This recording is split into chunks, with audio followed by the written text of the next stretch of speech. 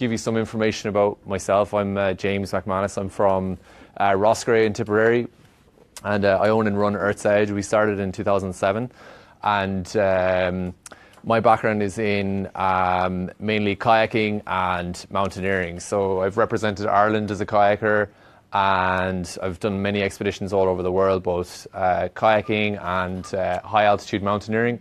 So this is Peak Lenin in Kyrgyzstan, a 7,000 meter peak over there. I climbed that with my wife and some friends in 2015.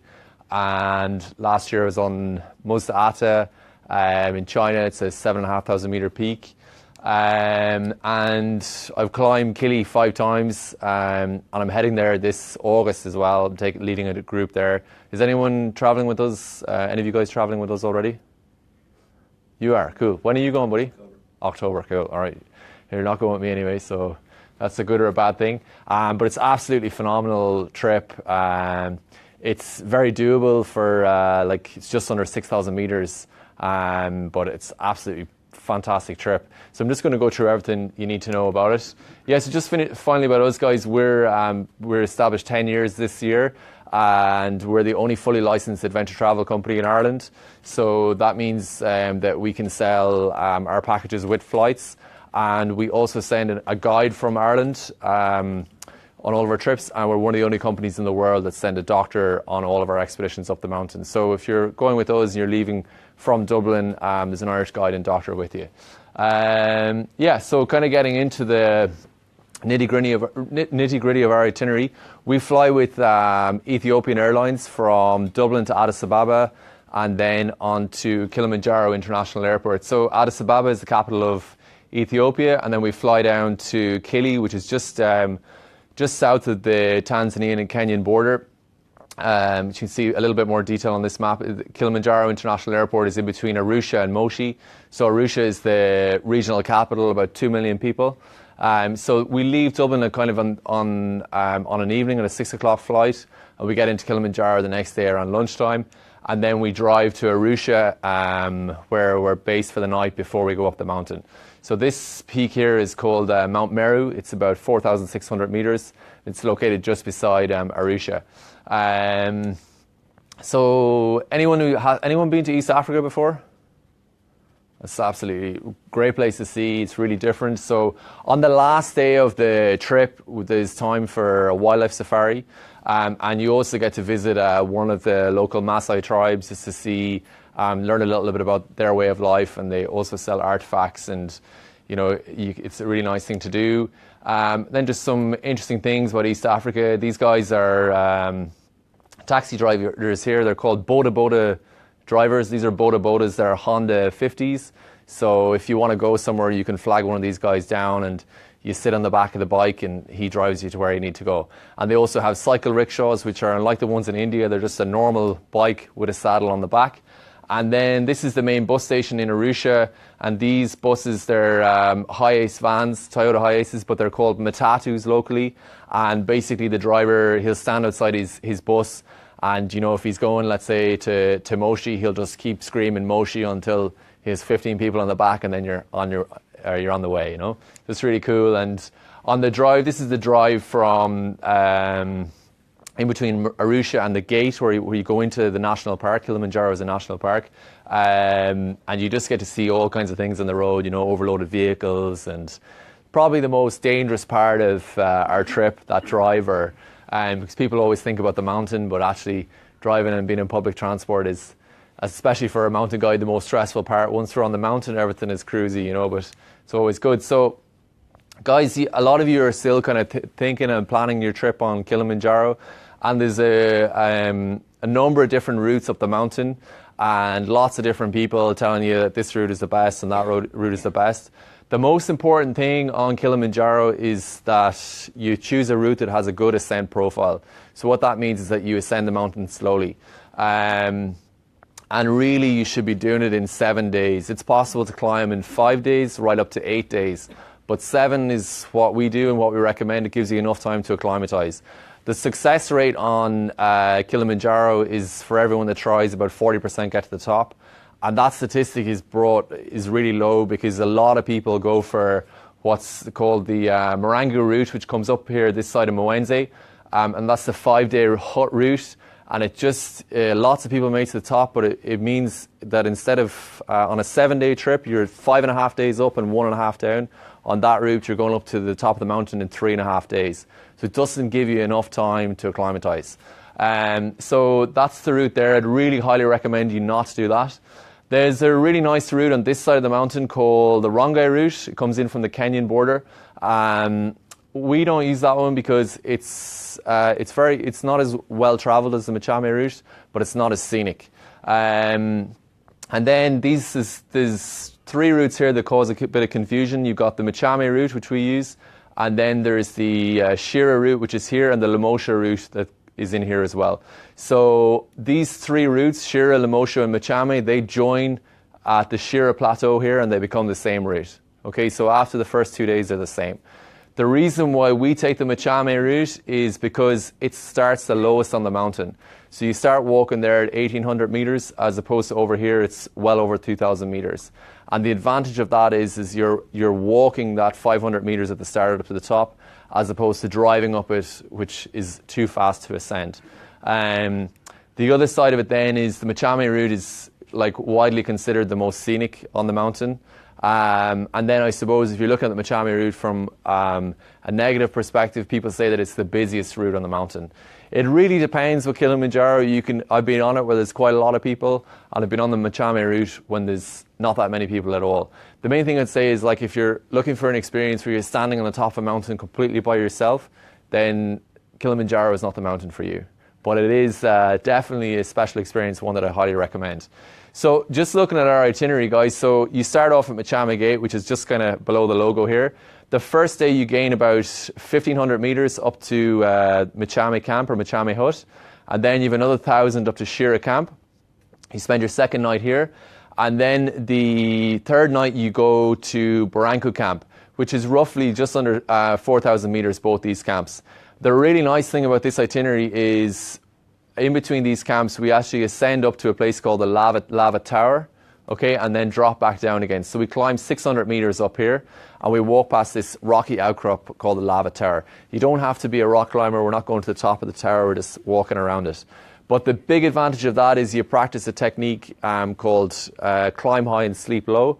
And what that means basically is that you adjust your body to 4,600 meters, and then you drop back down to 4,000.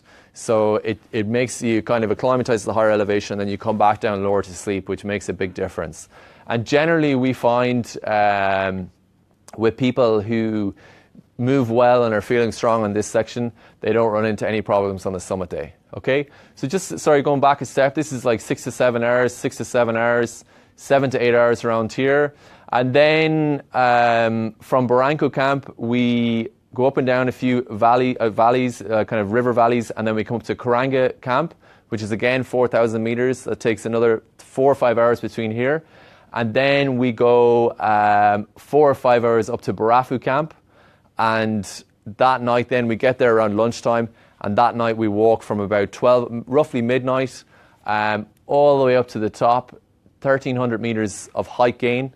And come all the way back down to a place called Millennium Camp here. It's a 15-hour day. So Kilimanjaro, except for the summit day, is very doable. The summit day is the real crux of the entire trip.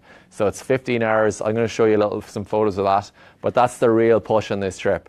But it's kind of mind over body stuff. You'll be absolutely knackered, but you'll keep going, you know.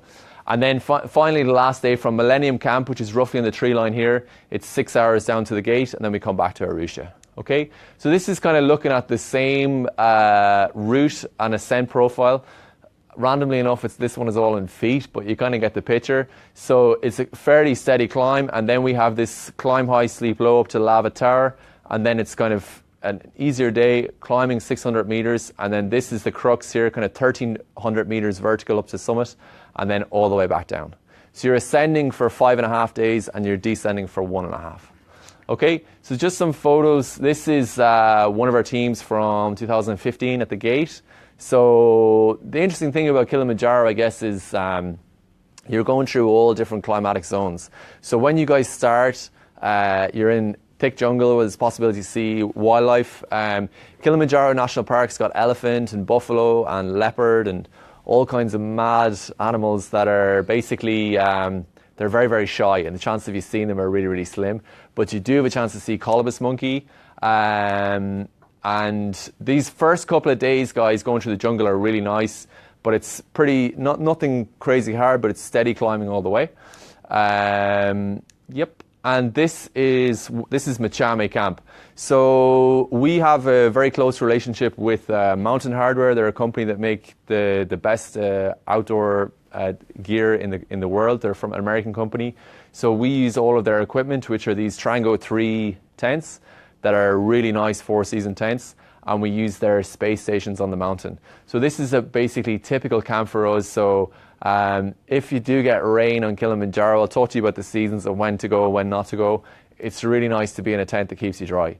I know how miserable you guys are if you get wet on the way home to work, but can you imagine how you'd feel if you just sleep the whole night in wet clothes and get up and the next day? It's really good to have good gear.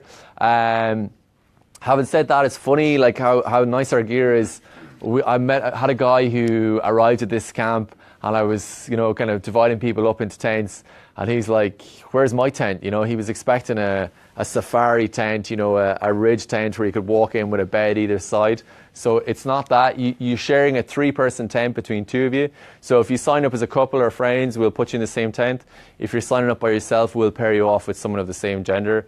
If you really want to have your own tent, you can. You just have to pay a single supplement for that. But I wouldn't recommend sleeping by yourself on Kili, because at the high camp, at Barafu camp, it can go to -20, so you get pretty cold, So it's good. We had a lady on a trip who decided she wanted a single tent, and she got to that camp and she was freezing, so she ended up jumping in to be the kind of sandwich with 2 fellas in there, so she came nice and warm. Yeah, so another thing, we don't like to tell you, it's the Ritz or anything. We like to give you a really accurate picture of what it's like.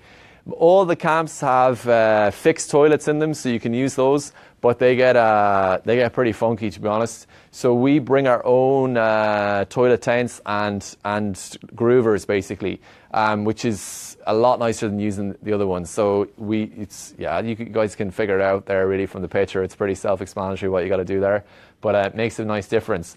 And then obviously this is inside. This shot is from inside this space station here. So these things are really good, especially if the weather picks up.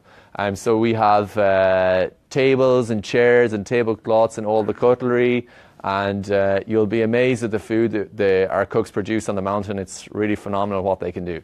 And I think a lot of people at this stage, when you guys are thinking about it, you're focused on the time that you're walking and things like that.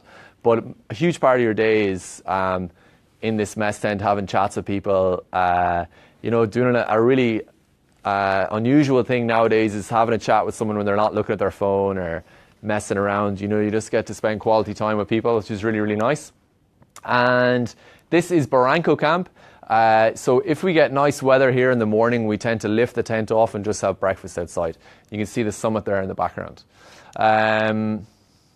So I suppose at Earth's Edge, we like to keep the group sizes really small. So we take a maximum of 16 people on our treks, plus the guide and doctor. So averaging out, it's usually around 12 people.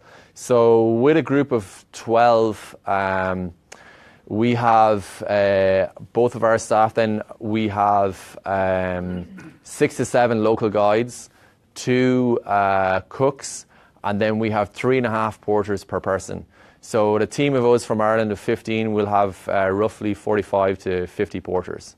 And it's one of the things that we're really proud of is that we're a Cape App affiliated company. So it's the Kilimanjaro Porters Assistant Program. As I'm sure you guys can imagine, there's no such thing as employment law or anything like that in Tanzania. So unfortunately on Kilimanjaro, the porters and the guides there get really badly exploited. So if you're going to take anything from this, I'd encourage you guys to book with a Cape App company. So we're independently audited.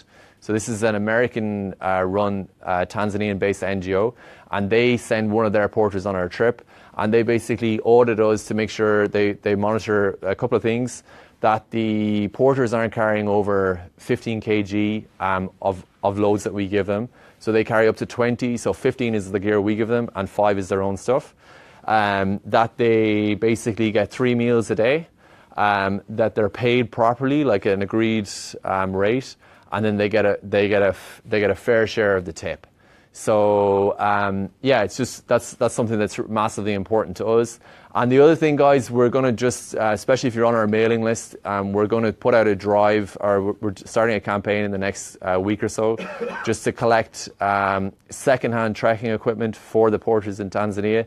You can drop it into our office, we're based in Donnybrook in Dublin. Just drop it into us. We're collecting gear and we're going to fly it out, because Kilimanjaro is super hard, and I'm going to show you all the gear you need, like really good mitts and stuff like that.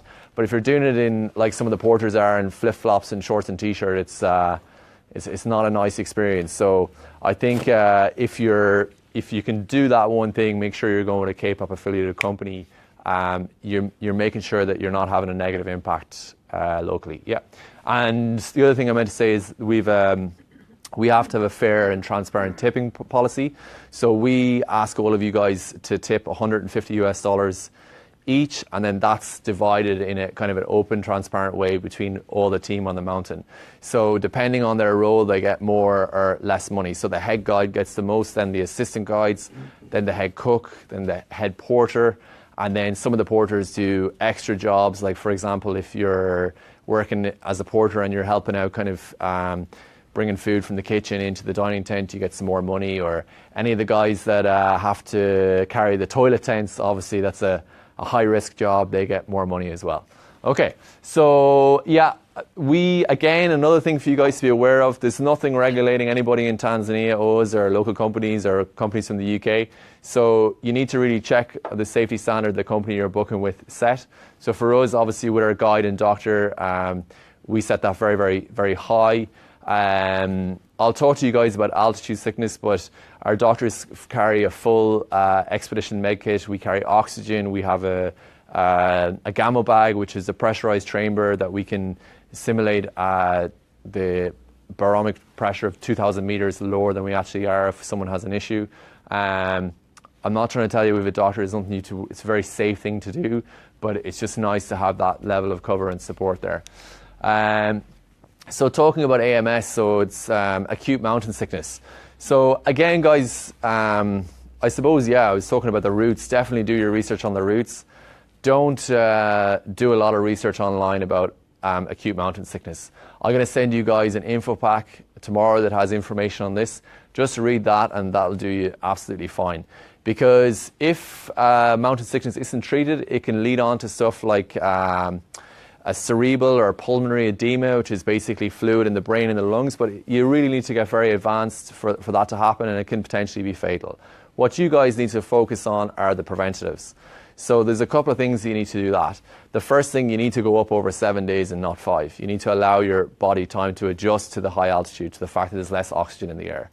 The second thing is you need to walk at a very slow pace. So the total distance on the summit day in Kilimanjaro is 19 kilometers from the top all the way back down to Millennium Camp. It takes us on average 15 hours to do that. So we're walking at just over 1 kilometer an hour on average. I'll give you an idea of the pace. And when we're coming down, we move pretty quick. So going up, the pace is like, it's snail's pace. You know, it's like someone on crutches will be going faster than you, okay? And the reason that is, you need to keep your heart rate and your body really comfortable all the time. If you're one of these people who like to go out hill walking and try and do it as quick as possible and get a real sweat on, you need to completely change your outlook. That you try and tactically, you should be at the back of the group all the time, taking photos, having the chats, just keeping your heart rate nice and steady.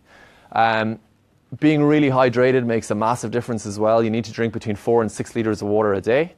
And then you also need to eat plenty of food. There's no correlation between eating food and sleeping as well. There's no correlation between sleeping and AMS. However, if you don't sleep well and you don't eat well, you guys know how your mood is and your ability to do anything like that, even at sea level. You know, you get cranky and hungry and you're just not in the mood to go climb a massive mountain. So those things are really, really important. And finally, guys, we as a company collectively, based on the best practice, and all of our doctors, we recommend that you take a drug called Diamox prophylactically. And Diamox, in a nutshell, is a drug that causes your liver to excrete more acid, and your body's way of combating that is to oxygenate the blood more. So it's very safe, but it just basically increases the amount of blood or oxygen in your blood flow. So it's not like a high performance drug. It'll just reduce the chances of you getting altitude sickness. The key with Diamox, again, if you read about that online, you'll hear loads of people telling you it's a diuretic and you'd vomit it and diarrhea and all these things. What you got to do is take that, take it next week for 2 days as a test. And if your body agrees with it, then you're good to go. You should take it on the mountain. If you do have a bad reaction, then you don't need to take it. The issue you have is if you take it the first day you arrive in Tanzania and you do feel nauseous or you have diarrhea, it could be anything from like the plain food, or your personal hygiene won't be that good. So if your body's not feeling great, you won't be able to pinpoint it as the Diamox. Whereas you take it here now, your normal dietary conditions, you'll be able to tell if you agree to it or not. Cool. Okay, some more photos. This is Lava Tower. So this is a really key thing at 4,600 meters on the way up. Makes acclimatization much, much better. So this shot isn't taken from Kilimanjaro. Okay, it's not a technical peak. You need to be able to put one foot in front of the other, and then you've enough technical skill for a Kili. So the fact that you guys managed to walk into the shop, get up the stairs, you're good to go. I guess the bit that challenges people the most, and really 99% of people just absolutely love it, is Barranco Wall. So you'll see a shot here. I'll go back a little bit, sorry. This is the Barranco Wall here. It's just outside Barranco Camp, and it's just about 400 meters of steep ground, okay? And I'll show it to you now. So what we call that is there's just a couple of places where there's a little bit of scrambling, which basically means you need to use your hands and your feet at the same time. It's really, you can kind of see it here. This shot really give you a good idea. So that's the hardest part of the whole trip. You could call it a crux, but really it's really straightforward. And after doing lots of walking, people tend to really enjoy it. This is the top of the Barranco Wall. Offers absolutely amazing views.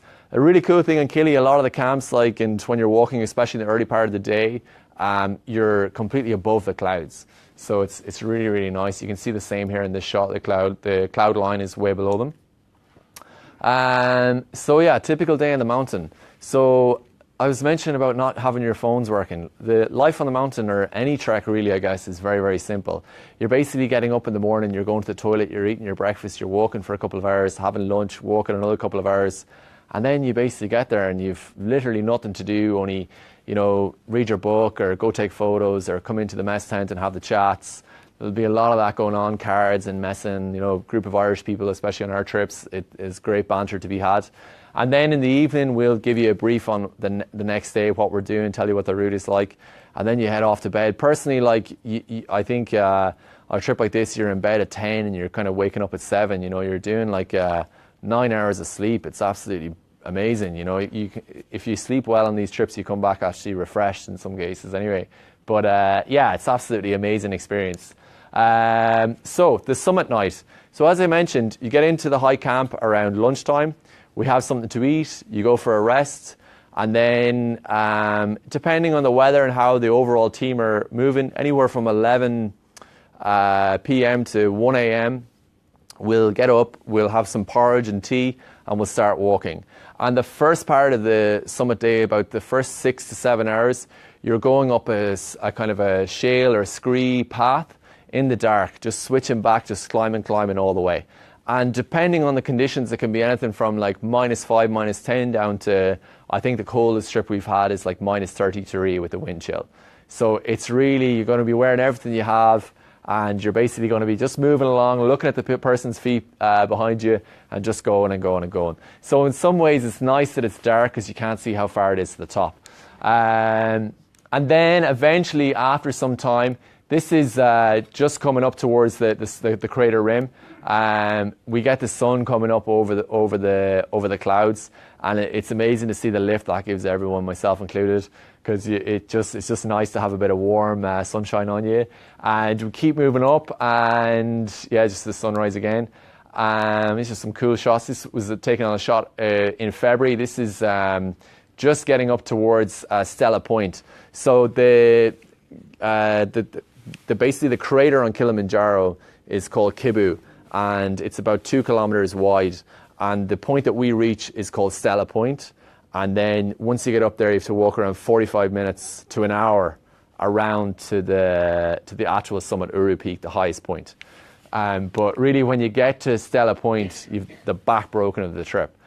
But the problem with it is, you guys have all seen that classic, the summit picture on Kilimanjaro. I'll show it to you here in 1 second. This sign here. There's one on Stella Point. So people are like approaching it, they're like, there it is, and they get there. And then they're elated, and there's tears and laughter, and then you're like, sorry, but it's actually like way off over there, another 45 minutes to go. And it's quite level, it's pretty flat to get around to the top. But it's an amazing thing to get to the top of this mountain. And it's cool, like, obviously there's higher mountains in the Himalaya and the Andes and, in Central Asia and everywhere really. But Kili is the highest freestanding mountain in the world. It's the highest mountain by itself. And there's nothing around. The nearest thing is Mount Meru, which is outside Arusha, like 60 kilometers away. It just drops off into the Rift Valley. It's completely flat all around it. So if you get up there with a view, it's phenomenal, really. And it's great, like, to get to climb it with people all the time. I really enjoy it. I really enjoy helping people get up. It's cool. It's a cool experience. This is the glacier from the top. So I suppose I was talking a little bit at the start about the different climatic zones. So you literally go through from everything from jungle at the start right up to glacier right on the top of the mountain. And I know some of you haven't signed up already, or you don't know when you're going, but do it in the next 10 to 15 years, because this glacier is disappearing fast. So you don't want to have to carry all your water up with you. It'd make it a lot harder. So I suppose coming down then, guys, people on any big mountain, if you haven't done one before, your sole focus is getting to the top. And it's really important that you keep plenty in the tank to get back down. So from the top, so usually 6 to 7 hours Stella Point, and then from there to the summit and the pictures and the hugging and the crying and the messing, you're probably back in about 2.5 hours. And then from there, 4 hours back down to Barafu Camp. We have some lunch, and then we descend another 3 hours down to Millennium Camp. And the last day down to the gate is 6 hours. So in the space of kind of 24 hours or less, you're going from minus 30 to kind of back down at the gate, which can be like 25, 30 degrees. It's really crazy. So you get down there and there's beers at the end. And we head back to Arusha. It's about 2 hours drive. And then we take you guys all out for dinner, and some people drink a lot. Not that we're advising that. And the following day, there's I'll tell you about the safari in a second. So a couple of things I wanted to tell you guys about. Really important thing with Kili, we'll go over this again with you before we travel, is not to kind of psych yourself out and not to get summit fever and be too focused on the summit. You need to enjoy the whole trip. This is Barbara, or Babs as we call her. She works in the office with us. And she's like, before she even joined the company, she's really excited about going to Kili. So all of my staff, they do like a free, go check out a trip every year. And she, on summit day, like, just wasn't really thinking right. And she put like 8 or 9 kilos worth of gear in her backpack for the summit, and also didn't sleep that whole day. So she absolutely killed herself getting up there and was just completely exhausted. And then this is Lauren, who works with me as well. And we call her the shit magnet in work, because any trip that she goes on, she just attracts bad weather. I don't know what it is. But on Kili, she was there in 2012. She had the worst weather on record for 15 years. The snow was drifting to 4 feet in places. It was crazy. All the porters, they had snow blindness, and it was incredible. Everyone was okay afterwards, but it was a phenomenal day. So yeah, if you sign up to a trek and you find out she's going on your trip, like, swiftly cancel again, But yeah, just to I've talked about weather. It can really change. The gear list that we give you guys, I'll talk about some of the more specialist bits. It's really, really important that you have the right gear. Hold on. Little technical problem here, guys. Hang on. Yeah, so, there we go. Yeah, so safari. We do a 12-day trip, so it is one night in the hotel before the climb. and then we've 2 nights after the climb. So the last day we get to off the mountain, we spend the night in Arusha, and the following day is completely free to spend as you wish. We spend the night again, and the following day we fly back to Ireland. So on that spare day, you guys can go and do wildlife safari if you want. I'd highly recommend it. You do a 1-day safari. We go to Tangaria National Park, and you literally get to see all the game. My experience is people, after doing a full day, by 3 or 4 o'clock, most people are like, okay, can we go back to the hotel? We've literally had enough of seeing game. And I think to do the 1-day safari, we charge €250. It is possible to do 3 and 4 and 5 day safaris, but my advice to you guys is, unless you're super into game, or especially birds, 1 day is going to be enough for you. But if you are into wildlife, you're in one of the best places in the world to do it. You got Ngorongoro Crater, Lake Manyara, and it's just phenomenal area. But for me personally, 1 day is enough. And sorry, just on that, so if you wanted to book a 3-day safari, we can arrange that for you. Or equally, if you wanted to do your own thing in Tanzania after the trip, we can change the return date on your flights. So we charge a €50 change fee, and then any fare difference. So if you were going, let's say in October, I would think at this time you probably won't pay any fare difference. It just depends on availability on the flight. But you just got to email us and let us know what day you want to change that. Okay? So fitness and training. Like, as an overarching kind of goal or guide, if you guys are comfortable, who hill walks regularly here?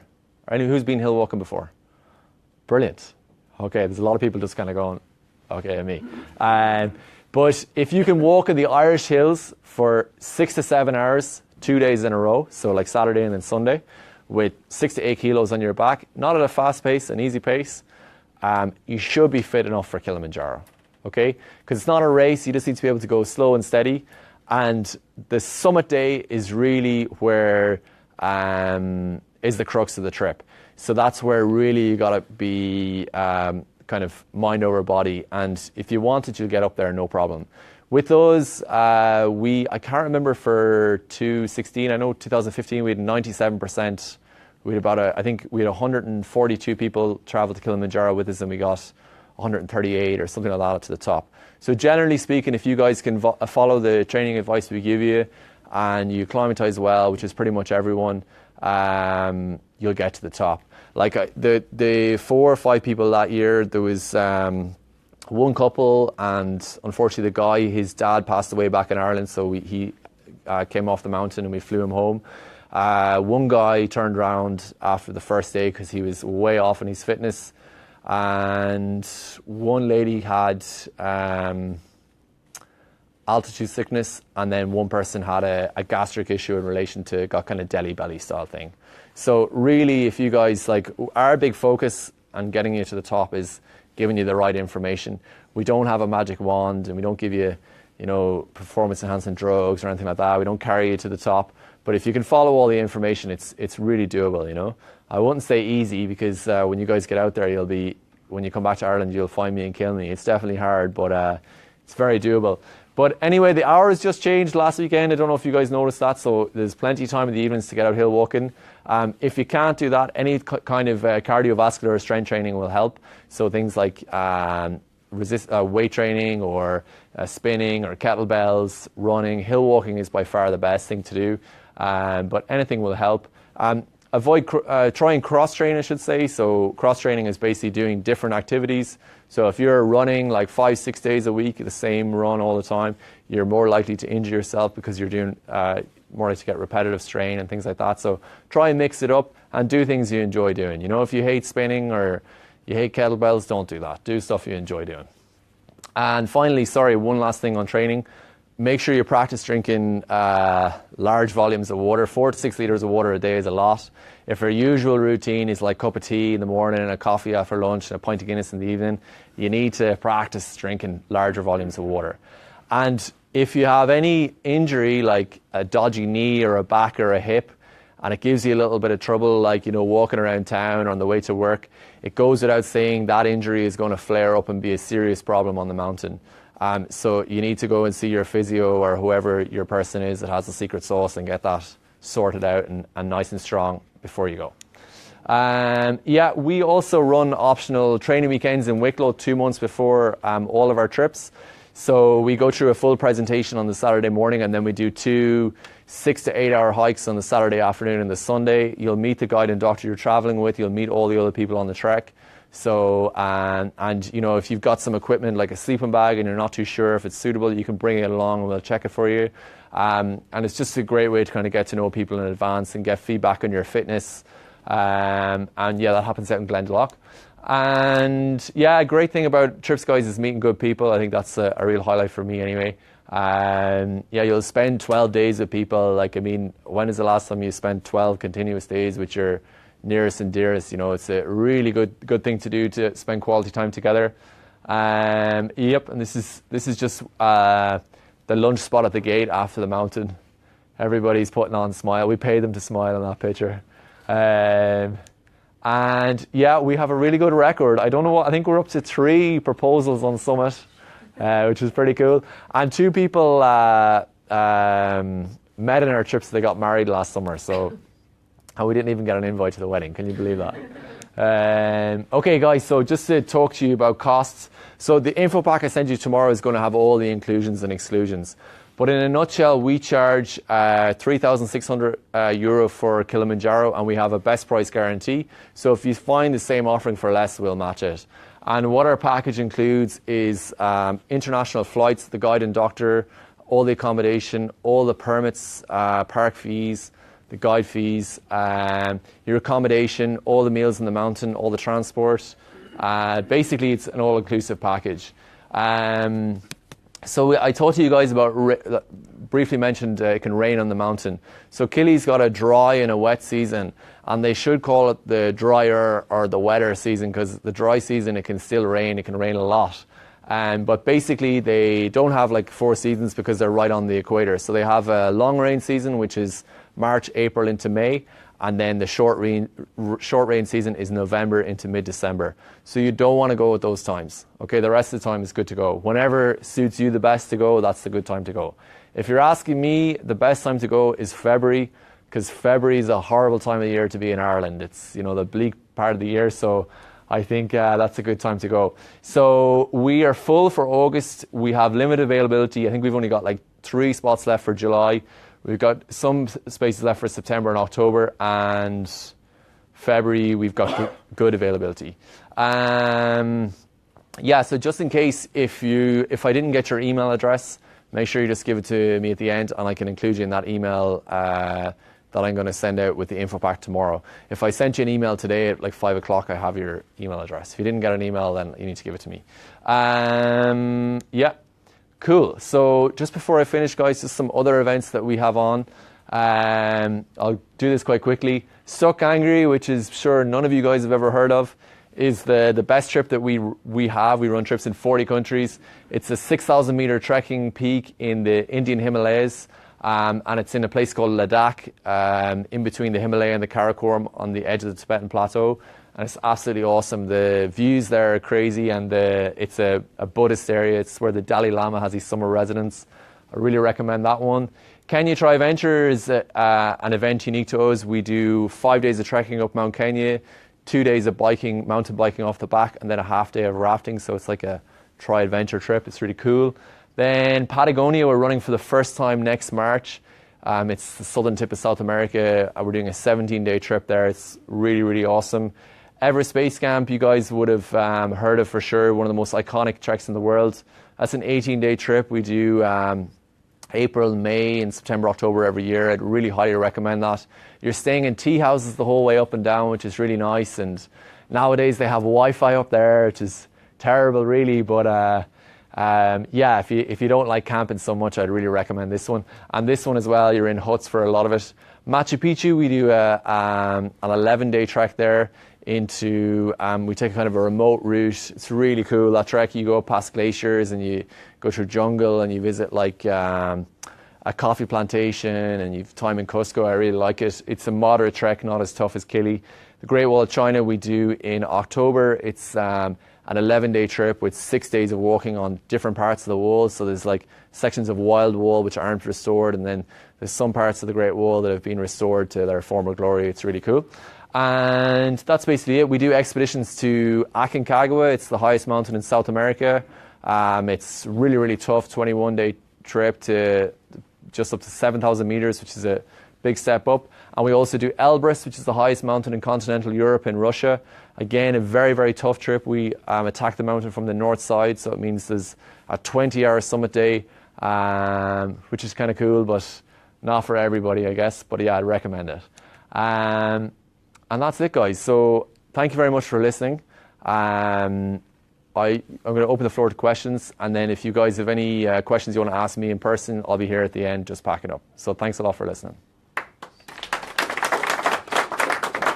Sorry, I'm going to change that. I want to show you guys something about gears first. I forgot about that. So the key things with Kili, there's a couple of bits of equipment that you really need to have. You know, this is a down jacket. Okay, it's made of goose and duck down, and you need one of these to wear in the evenings and on summit day. And it goes on how your layering works. You'd be wearing like a base layer, a soft shell jacket, maybe like a fleece, a rain jacket, and then this one goes on over the top. Okay? Don't worry, we'll show you this again. But this is essential. It's essential that you have one with a hood, okay? And for someone of my size, the jacket should weigh around 600 to 700 grams. Okay, you want a really good one of these. The other thing, guys, your extremities in Kilimanjaro, gloves are really, really important. So you want to have a pair of liner gloves like this. And then to go over that, you want to have a pair of down mitts. So the same material as the jacket. And it's really important you have a heavy pair, especially if you feel the cold, you need to get the very best of gear. And the big advantage with mitts over a ski glove is that your fingers are touching inside the mitt, if that makes sense, with the glove on. So with a ski glove, the air is running between each of the fingers and you can get quite cold. These are really important. While you're moving on the mountain, okay, you're going to carry a bag like this, okay? So this is like a 35-litre pack, all right? And in this, you're going to put your rain gear, your gloves, your camera, your hat, your water, some food,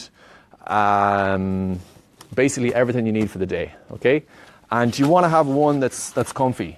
And what really, for me, makes bags comfortable is this waistband here. You want to be able to tighten that quite tight around your hips, so most of the weight goes through here rather than onto your shoulders. Because you all remember walking home from school with all the heavy books and like you got really sore in that muscle there. Well, if you're walking for 6 to 8 hours and everything's hanging off your shoulders, you'll start complaining a lot, you know, and it's really sore as well. It's a bit mean.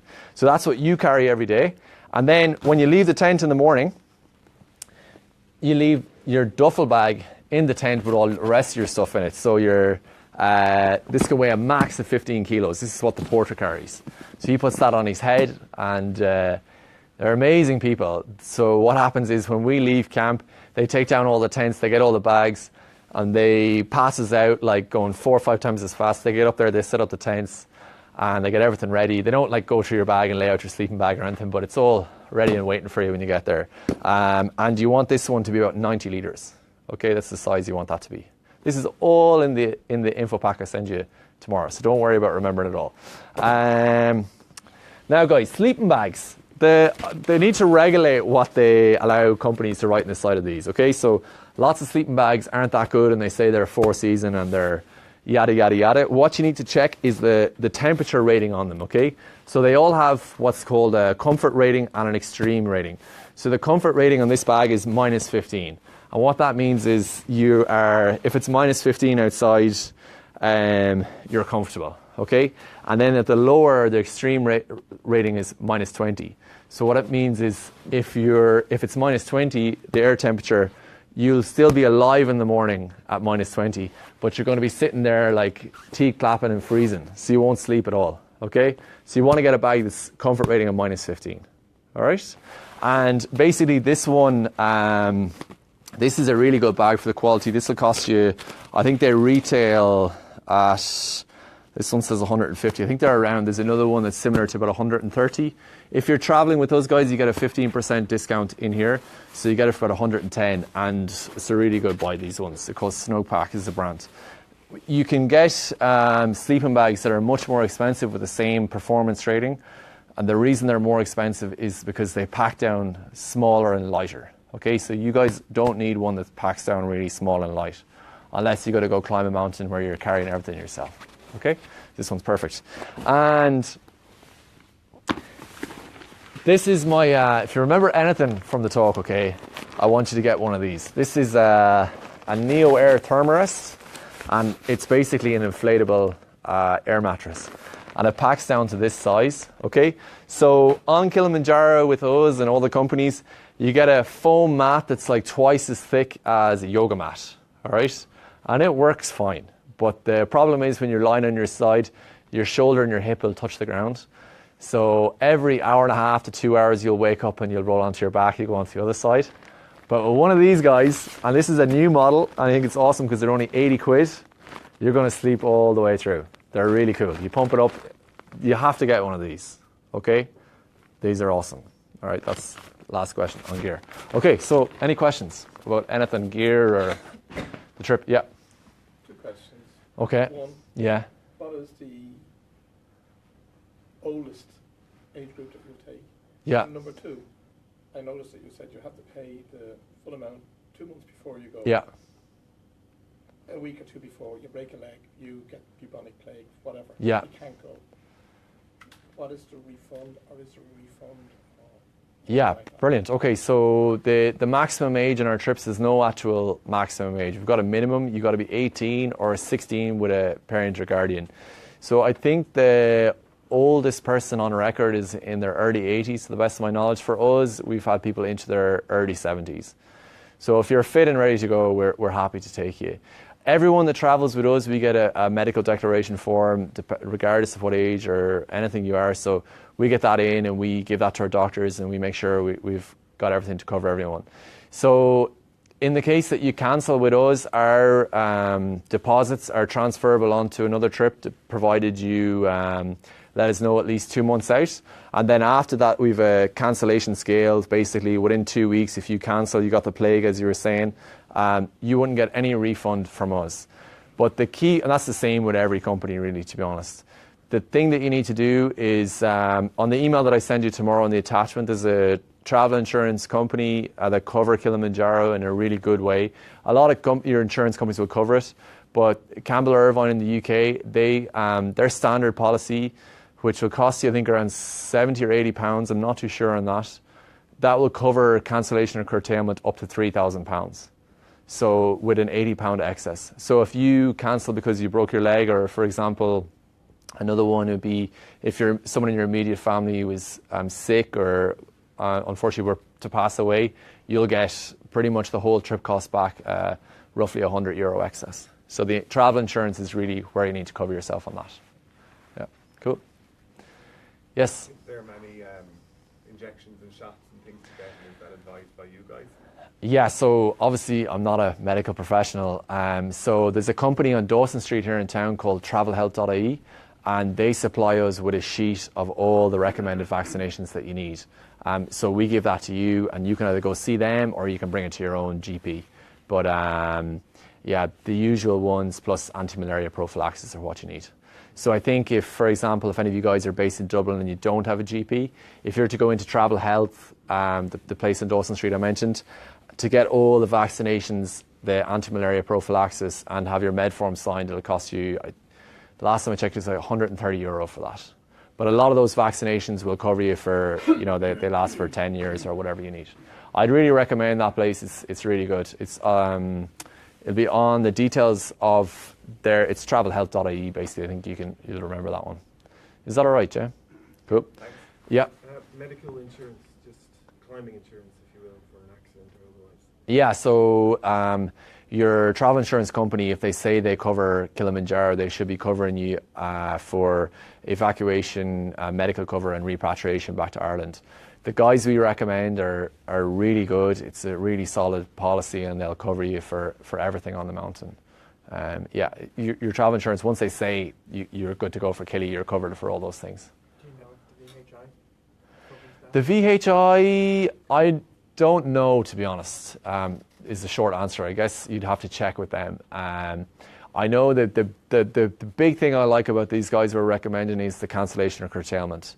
And I know, for example, from experience, because we've been going 10 years, if there is a case where we need to get someone flown back or anything like that, or, you know, there's a cancellation for bereavement or whatever, there's no messing around, there's no questions asked, they sort it out, you know.